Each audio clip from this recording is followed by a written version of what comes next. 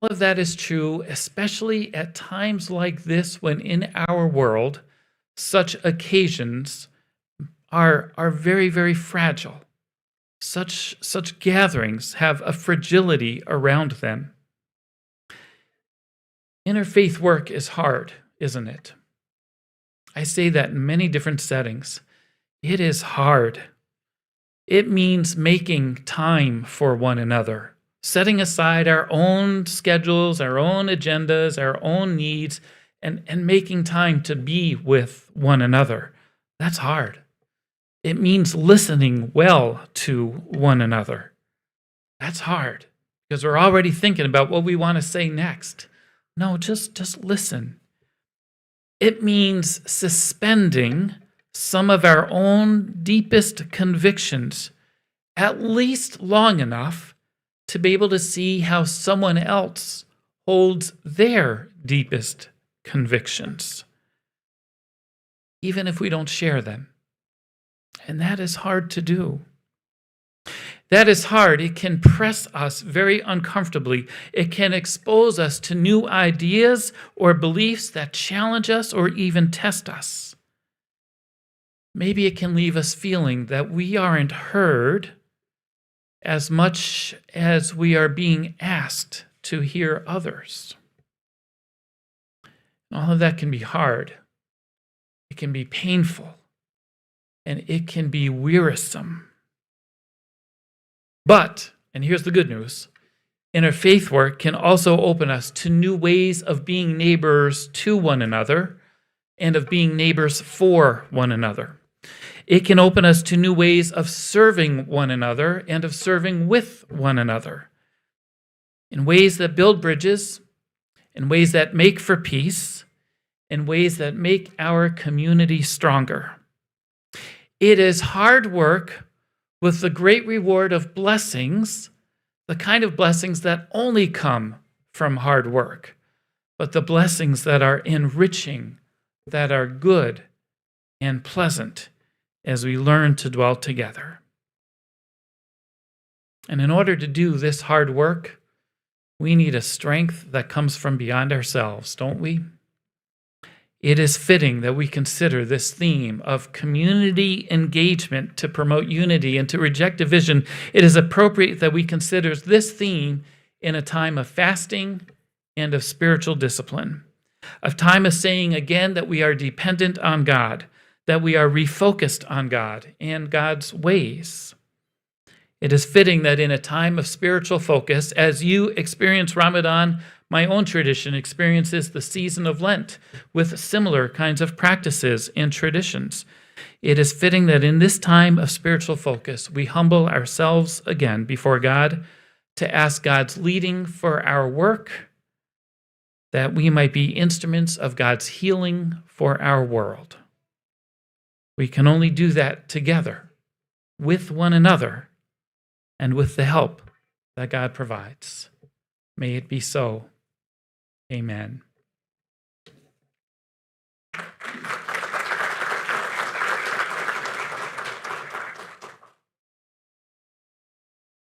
Another round of applause for the pastor.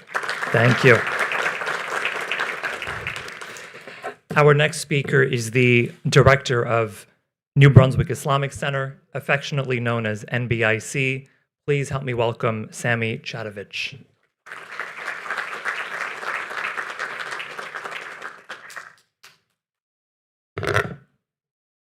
Bismillahirrahmanirrahim. I begin with the name of God, most gracious, most merciful. For our non-Muslim guests, this is something we frequently use to describe God. In fact, every night as we go through the Quran and recite the Quran every night in our Islamic centers, this is the name that we proclaim most commonly at the beginning of all of our prayers and all that we do. For indeed to call upon God's mercy and compassion. And it seems like more than ever, we need God's mercy and compassion in the world we're living in. The second thing that we as Muslims often do is we also begin every program and every greeting with Assalamu alaikum, peace be upon you. To not only wish peace upon the person that you are greeting, but also to bring the name of God, As-Salam, the source of peace, into the world, at least in the words we speak, that it can lead then through an environment around us. And I think more than ever, we live in a world where we can use some more salam. When we look to this month of fasting, and in the context of the conversation we're having, and I thank the pastor for sharing those remarks, we're told in the Quran that fasting for Muslims, when we are addressed, and when it was commanded as a practice, it said it was prescribed for you as it was prescribed for those before you. It is commanded for you, for those before you. And for what purpose? It says that you may learn self-restraint through bringing God more conscious in your life. So when we talk about unity, I think this profound practice, and as was mentioned, our Christian brothers and sisters who are celebrating Lent right now, and it coincided this year, the exact day of start. This profound relationship of fasting as an activity that actually brings together all faith traditions, for indeed every faith tradition on the planet has a tradition of fasting in one form or another. It brings it together as the Quran instructs us. It was for those as well before you, for all people. In fact, it goes back to our father Adam, peace be upon him, that the first thing that he was instructed to do was fast, to stay away from the tree. That was the first command. With his creation came that. So what does that tell us? That our creation as human beings fundamentally resides in our ability to demonstrate self-restraint and control. Self-restraint and control. And that's the purpose of fasting in any faith tradition. That you voluntarily take it upon yourself for someone or something greater than yourself to learn that self-control and restraint. And I would argue, of all that we're seeing in the world today, of the chaos, whether it's in our country or in other places, as we wage war right now. Yes, although Congress didn't declare it, we are at war as a nation. What is going on?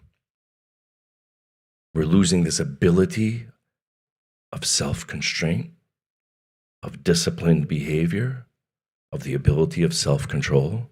And we have people in political office and in corporations and here and there with unrestrained greed and unrestrained pursuit of power and unrestrained passion. And now sex trafficking has become a norm, and child molestations become a norm, and child killing is acceptable. And all of these things we're seeing in society that are sought to be justified merely because we are people in leadership positions have no self-restraint and control. And they're taking us all down with it. So when we talk about community engagement and unity, we have to have a foundational understanding of who we are as a community and what are we unifying on. And I would argue we can take a lesson from fasting. That we start raising our children and our community to be individuals who know how to respect other people, who restrain their anger and their tongue, who restrain when they want to lash out, because that is going to be the next generation of leadership. We are presented more than ever a clarity of what this country can look like. It would behoove us, everyone in this room, your homework, if you're not familiar with it, even if you are, review it. I do all the time. Let's go back to our first founding father, George Washington. You want to know what America and the vision of what we're supposed to be living in? A community of unity, bringing people together. Go read his farewell address to the nation. Go read his farewell address to the nation, and I challenge you, you would know that he is speaking to us today about division and what it does to society, about loyalty to foreign nations, about what it will do to the nation, about pursuing personal interest over the interest of the community as the whole. He lays out in his farewell address what America is and was supposed to be. So if we educate ourselves as Americans that, and implement that from our faith traditions that brings commonality and unity together, that will allow us to raise that generation, that we have a country that truly embodies the principles upon which it was founded, and we live up to our faith and our fidelity to our faith traditions in accomplishing those principles. We ask God Almighty to bless us, to bless this gathering, and I thank you all for allowing me to come and share these few words with you. Ramadan Mubarak.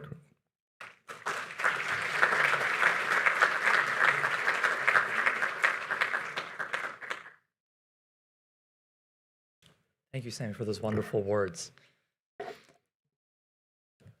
To continue with this program and to introduce some of our dignitaries and our community efforts, let me invite an individual who's been serving this organization for many years, who's been serving Franklin Township for many years. He is a director of this mosque, president of the Sadiq School, and deputy mayor of Franklin Township. Ladies and gentlemen, help me welcome Dr. Alex Kharazi.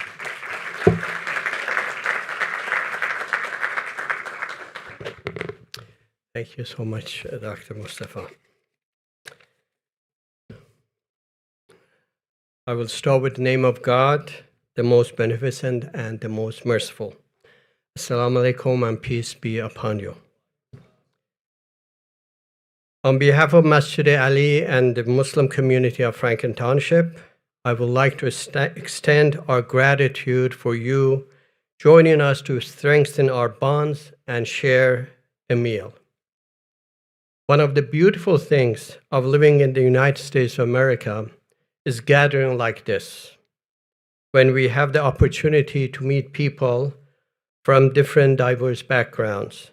And I hope everyone will have the opportunity to meet some new people tonight. And before I introduce some of the guests, because I see so many new faces here today, I would like to say a few words about this mosque. This mosque was opened its door to community on November 2010. Today, it has a daycare at the front, it has this mosque, and also it has a full-time school in the back. It's situated on about 10-acre land. And over the years that I have been with this community, I have learned that to promote unity, earn mutual respect, build trust, help our children to feel belonging, and help others see us as contributors, not outsiders, we have to engage in community services. That is what this community has been doing for years. For example, we hold annual blood drive. We offer various workshops. We hold health clinics. We have food drive. We provide food for homeless. And we hold interfaith programs. And even we made this mosque a polling station for 3 of the districts, where about 2,000 members of our community come every year twice to cast their votes. And we follow a simple but powerful principles. We are either brothers in faith or equal in humanity, and that God has created us to different tribes and nations so we get to know each other and care for one another. So during the Ramadan, one of the things that Muslims do often is engage in acts of charity. And each year during Ramadan, our community also raise some money to help our neighbors who are facing food insecurity. And I'm happy to invite Mr. Derek Smith, Director of Franklin Food Bank, to join me, please.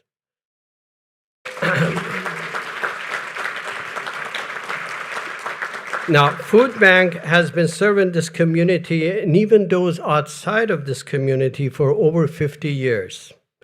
You may not believe this, but 1 out of 7 members of this community faces food insecurity.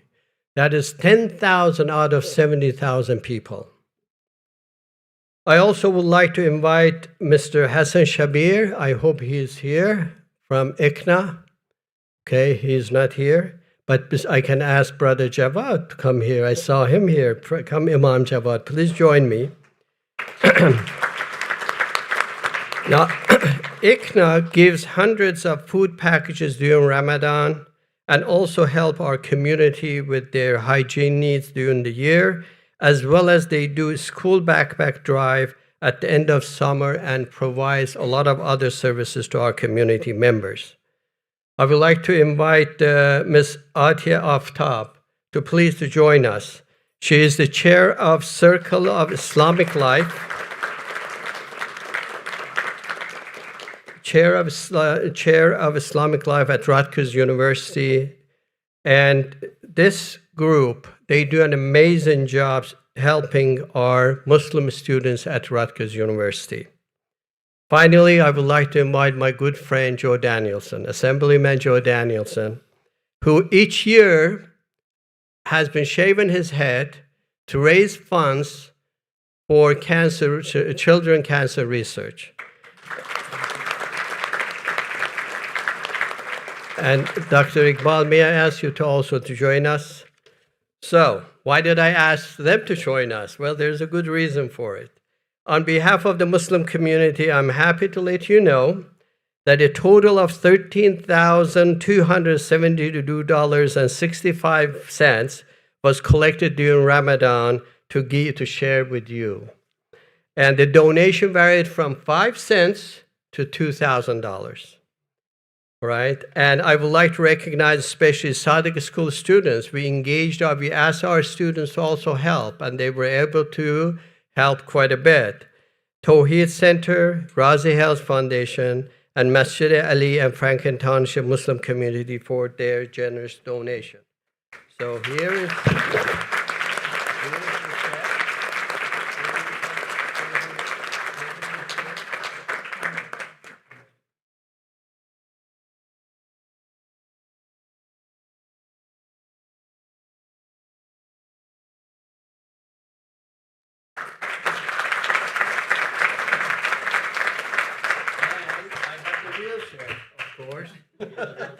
to give out. All right.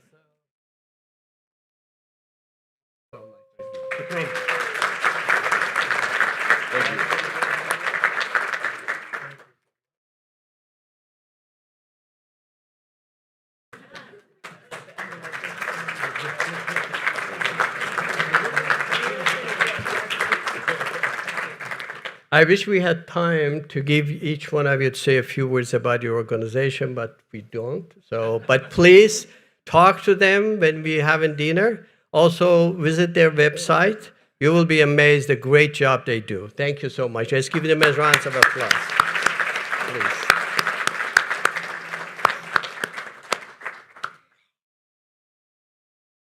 I love when he hugs me. You know, we were actually, let me tell you a story. We were at the YMCA at Piscataway. I was swimming, and I saw this. He came in. He didn't see me. He came, he looked around, and he went, jumped to the big pool. And then after a little bit, as I was coming out, he comes to me and said, "Oh, Alex, it's you." I said, "Derek." And we hugged each other with wet body, of course. It was amazing. Thank you, Derek, what you do. All right, so now we are honored to have Attorney General Jenny Davenport. Where are you? Wonderful, thank you. I have a big list, so maybe we will hold the applause to the end. How's that? All right. New Jersey State Police Acting Superintendent Jeannie Hegemilo. Is she here?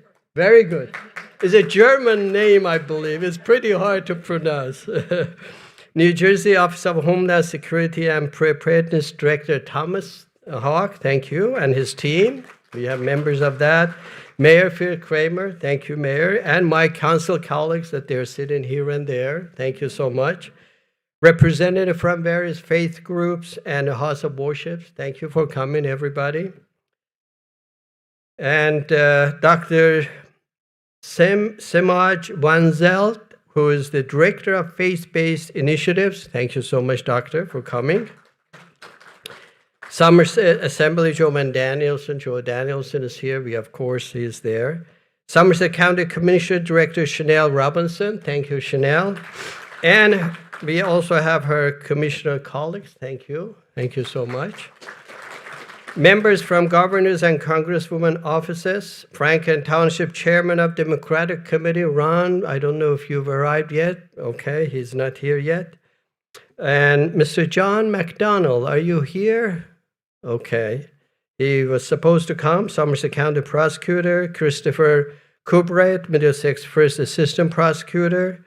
And Miss Nina Singh. Is Miss Nina Singh here? She was supposed to be here, the mayor of Montgomery Township. Brad Cohen was supposed to be here, mayor of East Brunswick. And also, oh, there is Brad. Brad, come and sit here, please. And we also have Congress candidates for District 12. Director Chanel Robinson, thank you. Dr. Adam Hamavi, thank you, Doctor, for coming. Mayor Brad Cohen, also his. And Franklin Township Director of Safety, Lord Frederick, thank you. Thank you so much. And of course, our Sheriff, Russo, and his team. Thank you, Sheriff. Thank you so much. Now, if I missed anybody and who wishes to be introduced, oh, yes, Tina Jallo, Saragin. How could I forget her? Thank you, Tina. Thank you. Yes, anybody else that I should have introduced? Yes, Bill Garippo. Where are you, Bill? You were here somewhere. There you go. He's sitting right there. My good friend, Bill Garippo. Thank you. Thank you. And who else? Oh, yes, Meher Rafiq, who is also a member of Board of Education. Who's this? Nick. Where are you, Nick? I saw you somewhere. There you go, my friend. Thank you. Thank you. Thank you. Anybody else that I missed? All right. Thank you so much. Now, thank you for coming again, and I wish we had enough time to give opportunity for everybody to say a few words, but we don't because we have to break our fast. But there are going to be 3 speakers. We're going to be starting with our respected Attorney General. Would you please come and say a few words?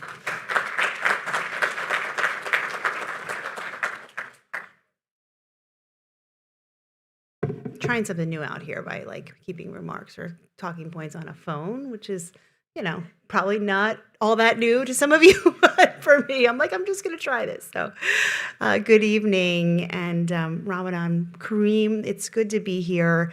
I have not been here before, and I can see where this sense of community, it's really remarkable what you do. And I know from just working in the state before in Somerset County, the work that you all do in community, and it's just very nice to be here tonight to see it firsthand. I am a proud New Jerseyan, and one of the things that I am most proud of in our state is our diversity. And it's our diversity of thought, it's our diversity of people, and how we embrace each other's differences. And really this interfaith celebration that you have tonight and exactly what you do each and every day is a perfect example of that and what that looks like. We all have a different story. Many of us have different faiths.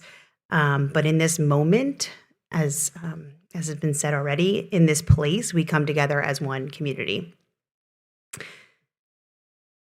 Every faith is unique, but the lessons of Ramadan really are universal, and they're so universal to what the core values that I hold, our department holds, and what I like to believe, our state and what our nation should hold for sure, which is the importance of treating people with respect, carrying out good deeds, and being charitable toward others, fostering a sense of community, as we've talked about, that welcomes people of all faiths and all cultures. And as the war does rage in the Middle East, I know many of you are worried about friends and family abroad, as well as your own safety here at home. I want to assure you, as New Jersey's Attorney General and Chief Law Enforcement Officer, I'm working, and we all are working with law enforcement across our state to ensure that houses of worship and other gathering places are safe.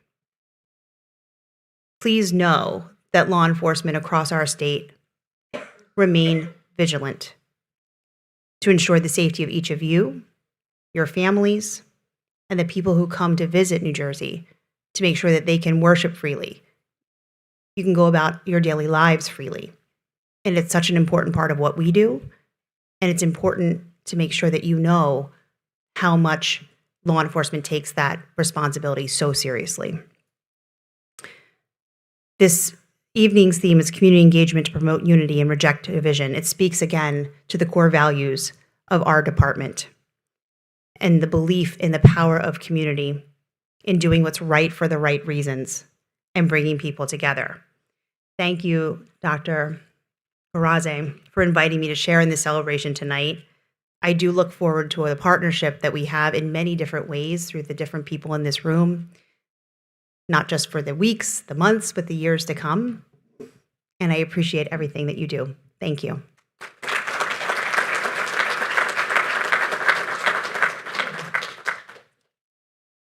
We also appreciate the fact that we had seen the police officers coming around, not only from our township, but from state also. We really appreciate what you guys do as well.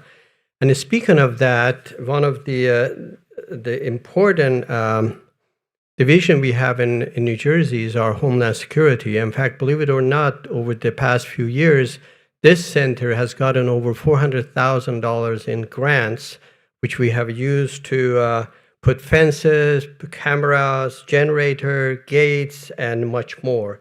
And we are very thankful, and I'm happy to invite the new director of Homeland Security, Thomas Hawk, to say a few words.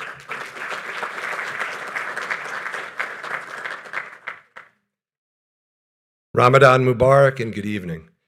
Thank you for welcoming me and my office to this important gathering. I'm grateful to be here with you and my fellow law enforcement and emergency preparedness partners. Being new to my role as director, I've been starting my days very early, and being the month of Ramadan, I've ended many of my nights very late. So if I may just take a moment to offer a special thanks to the State Police Executive Protection Unit, whose days start before and end after people like me, the Attorney General, and the Superintendent of Police. So, Jeannie, thank you for your team. They make sure we're able to be here, and like I said, they're here before us and well after us. In light of the current international and domestic events, I would like to start by assuring you that my office, the Attorney General's office, and the New Jersey State Police, and our federal, county, and local partners are all joined at the hip, working together closely and constantly to keep the Muslim community and all of New Jersey's faith-based communities safe. When I'm invited to speak at a faith-based event like tonight's Iftar, I always try to understand the core virtues associated with such events. Next, from the list of virtues I develop, I focus on a few that resonate with me and seem most relevant to my life right now. So for tonight's Iftar, I have selected 3 core principles of Ramadan to focus on. First, renewing our commitments to one another. As the new director of OHSP, I take this opportunity not only to renew my commitment to the Muslim community and all the faith-based communities across New Jersey, but to Jen and the Attorney General's office, and to Jeannie and the State Police, and all my federal, state, county, and local partners. Second, a focus on connection, community, and bringing people from various backgrounds together. Considering we will be welcoming millions of visitors from many different backgrounds to New Jersey as we host FIFA World Cup 2026 and celebrations of our nation's 250th anniversary, this is the perfect opportunity to show kindness, patience, understanding to those who come from backgrounds different than our own. Third, reflection and self-improvement. Again, in conjunction with my recent appointment to Director of OHSP, what better time to reflect and improve? It is good to occasionally pause and reflect, reset, and refocus so we can approach our lives, families, neighbors, communities, and professional duties clear-eyed. That is, with mental acuity and insightfulness, a realistic understanding of our environment, and an ability to analyze situations objectively without being clouded by emotion or bias. So after reflecting, one way I will improve this coming year, which is relevant to you, my faith-based friends and family, is that I will meet you in your communities much more. I realized that last year, most of my interaction with my faith-based partners and friends was in office spaces, conference rooms, and auditoriums at formal Interfaith Advisory Council meetings instead of in your houses of worship and communities. So I look forward to meeting you on your home field this year. Before closing, I would like to introduce some members of the OHSP team. Let me ask, does Izzy need an introduction? So everybody knows Izzy. He oversees our partner engagement unit, including our Interfaith Advisory Council. I'm not sure if Shannon made it here tonight. Shannon may have been stuck in traffic, but Shannon Torres is our new Mission Support Bureau Chief. She oversees our New Jersey Suspicious Activity Reporting System, our 24/7 Counter Threat Watch Unit, and our Partner Engagement Unit. Prior to joining us, she retired as the Chief of Keyport, New Jersey Police Department. Artie Marin, he's here. Artie is also part of our Partner Engagement and Interfaith Advisory Council team. Harmain Sohail, when I tell you who he's with, he's going to be the most popular person in the room. He's with our Grants Management Bureau. So I respectfully ask that you do not approach Harmain in large groups in the dark parking lot when he leaves here tonight. He's not carrying any grant funding. All right? So on a serious note, please make a point to introduce yourselves and connect with Izzy, Shannon, Artie, and Harmain. In closing, I thank you again for inviting me to share in this special occasion, and I wish you and your families peace, prosperity, and good health. And thank you again.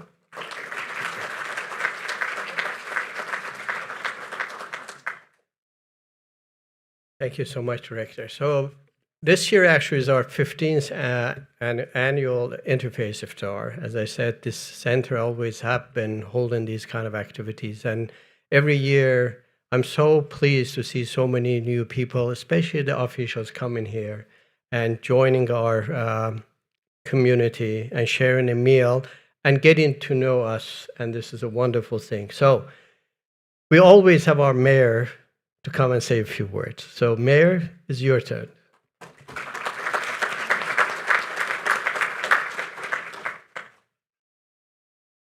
Where's Joe Danielson? Notice they invited me, not you. Joe and I have a repartee. Touche. Good evening and Ramadan Mubarak.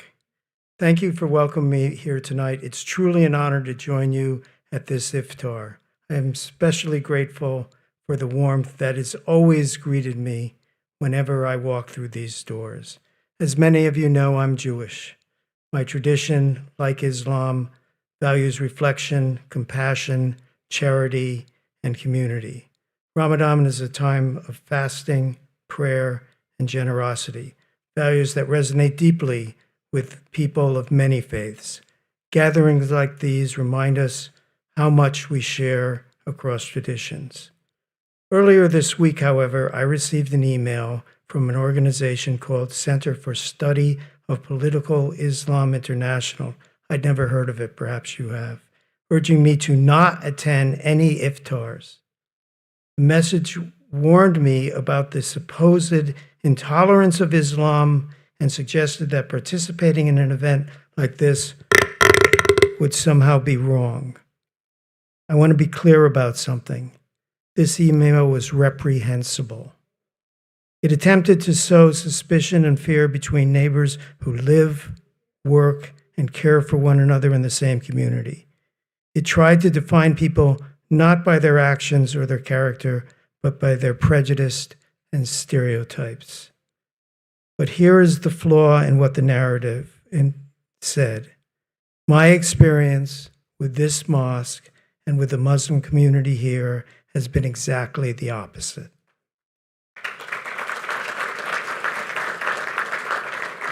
What I have experienced here is kindness. I've experienced openness. I've experienced love for community, for neighbors, for the town we all share. When I have visited this mosque, I've not seen intolerance. I've seen families. I've seen people working to make their community better. I've seen people of faith living out their values in the most positive ways. Now, I know many of you are familiar with this kind of trope, but you know who you are, you know the work you do, and you know the spirit you bring to the town. But I worry about people who don't know you. Someone who has never set foot might read a message like this one and believe it. They might never meet you. They might never see your generosity, your community. They might never share a meal like this, and they might never understand the truth. And that is why what you do here is so important. Your response cannot be anger or retreat. Your response must be to continue exactly what you are already doing. Openness, kindness, and engagement with the broader community. Continue welcoming people to these doors. Continue showing the world who you are. Because the truth about a community is not found in a feckless email or an inflammatory rhetoric. It is found in moments like this, in shared meals, in friendship, in the daily work of building a better town together. Houses of worship are meant to be places of peace and safety. They are where people come to pray, to reflect, to strengthen their families, and to strengthen their communities. Unfortunately, current events around the world remind us that these ideas have been challenged. Too often, we see religious communities targeted, mistrusted, or even attacked simply because of who they are. This is why gatherings like these are so important. So for the Center for Misinformation and Political Islamic International, when a Jewish mayor stands in a mosque to celebrate Ramadan with his fellow friends and his Muslim friends, it sends a simple but powerful message. We've refused to let fear define us. We choose community, we choose understanding, we choose to stand together. Finally tonight, thank you for welcoming me, thank you for your friendship, and thank you for the example you set. Not just for this town, but for anyone who might be watching and wondering who you really are. Ramadan Mubarak.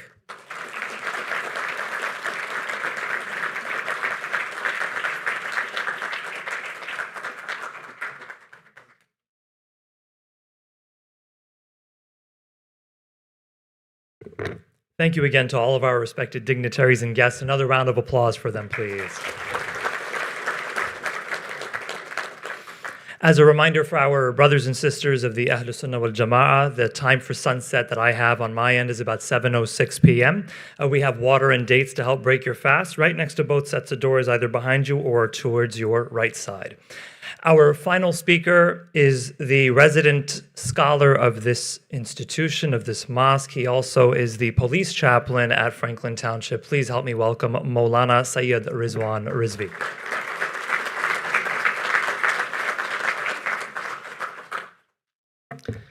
Good evening. In the name of God, the Beneficent, the Merciful, I begin with the verse of Quran, chapter 5, verse number 2. وَتَعَاوَنُوا بِسْمِ اللَّهِ الرَّحْمَنِ الرَّحِيمِ وَتَعَاوَنُوا عَلَى الْبِرِّ وَالتَّقْوَى وَلَا تَعَاوَنُوا عَلَى الْإِثْمِ وَالْعُدْوَانِ.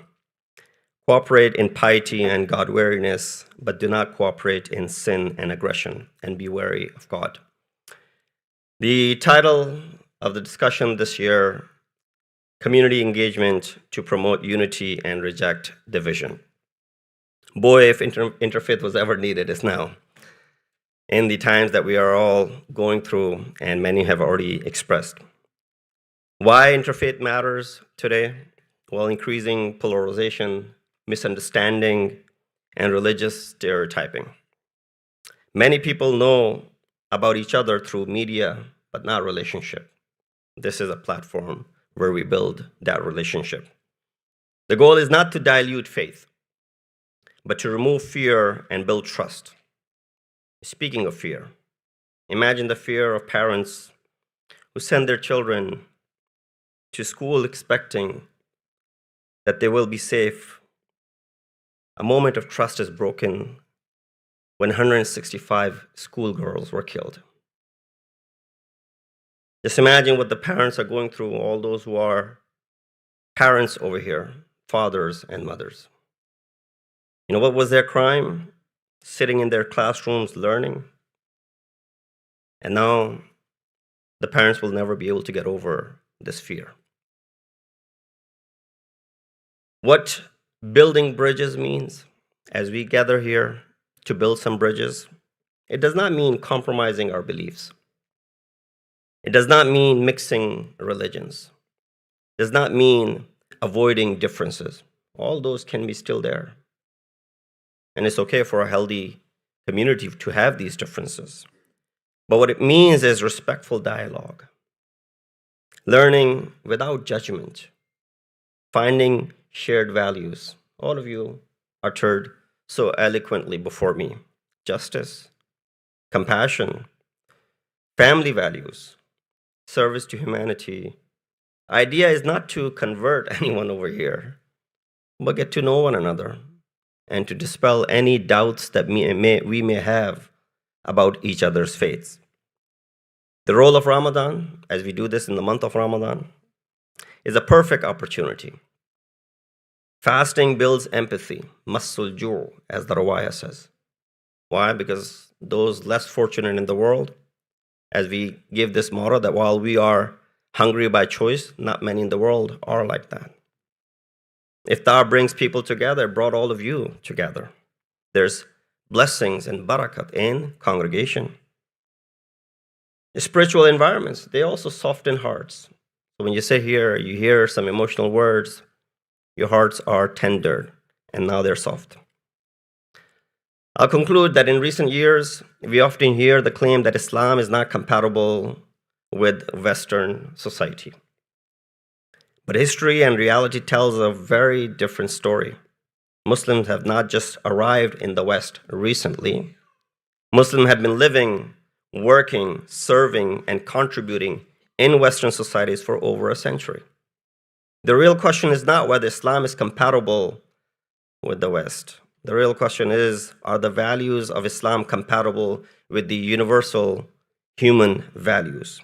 And the answer is very clear. Islam teaches respect for neighbors, care for the poor, honesty in business, protection of family, freedom of conscience, justice, and dignity for all. These are the values that, of course, are in this country as well.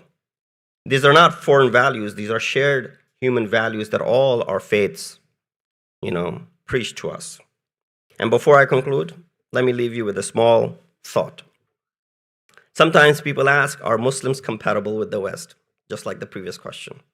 I'll tell them, of course we are. We wake up early for prayers. We work long hours, as was mentioned. We pay our taxes. We worry about our kids' grades. And during Ramadan, we even give up coffee. Now, if someone can give up coffee in America for 30 days, that's not just compatibility, that's commitment. Thank you very much for all coming here tonight. I'd like to take this opportunity on behalf of Masjid-e-Ali board and as well as the large community for all of you blessing this gathering with your presence, and hope to see you during Iftar and throughout the year on many combined events that community promotes. Once again, thank you very much. Assalamu alaikum.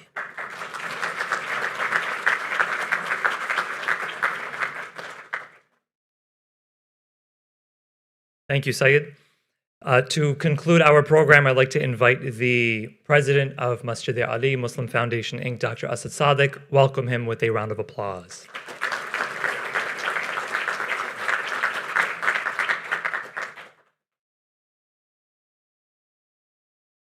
Assalamu alaikum all. Thank you very much for having me here, Mustafa. Bismillah ar-Rahman ar-Rahim. I wish what we see here as a microcosm, we can see that at a global level. All the faiths sitting together, all of us in harmony with each other. And I admire the mayor for your courage. In spite of the email, you dared to come, and thank you very much. I thank every single one of you for being here today. We have a heavy heart with the considering of what's going on at the global level with the war that's in progress, and we pray that this comes to an end very soon, and we pray that this kind of harmony also prevails amongst our leaders, inshallah. Thank you very much for being here. Thank you.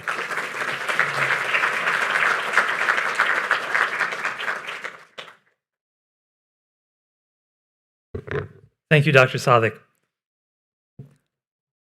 Thank you all very much. We purposely timed this program to have a good buffer, and that way we're not going right into the next segment. We wanted to allow this buffer for you to room to socialize, to take in the atmosphere, to take in the mosque, and to meet and greet with one another. We have our evening prayer, Salat al-Maghrib, that's going to be in congregation, in Jama'ah, at about 7:23 p.m. This is followed by Iftar and then Salat al-Isha. However, for our guests, you are more than welcome to proceed to the school building. Your Iftar is set up and ready to go. Those who wish to pray, you can proceed across the hall and join us. And we thank you again for joining us for this annual Interfaith Iftar. God bless you all, and assalamu alaikum wa rahmatullahi wa barakatuh. We're going to have some good photo ops. We have a lot of our respected dignitaries, guests. You're more than welcome to join forward and take some pictures, inshallah. Thank you again. Our volunteers are going to help guide you towards the school building for those who wish to proceed. We have our volunteers here. They're going to help you get to the school building right behind for Iftar, inshallah. Thank you.